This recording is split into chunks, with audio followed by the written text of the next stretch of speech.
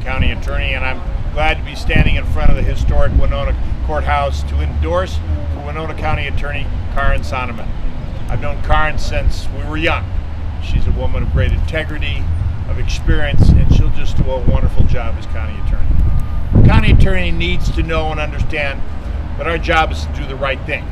It's not mindless prosecution, it's evaluating evidence and charging the crimes and prosecuting for the people who commit crimes in the county. Karen has that experience to do that. 15 years as a public defender, and her job is to make sure that the county attorneys do their job right.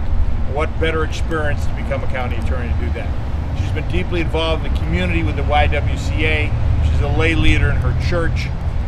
She's played the French horn for 20 plus years in the municipal band. That's a commitment. And plus she's raised 3 kids, and I don't know how she gets it all in together, but it's good practice to be a county attorney. Strong, smart, capable. This is just the kind of person that Winona County ought to have for a county attorney. I'm Mike Freeman. I'm proud to endorse Karen Sonneman for Winona County Attorney.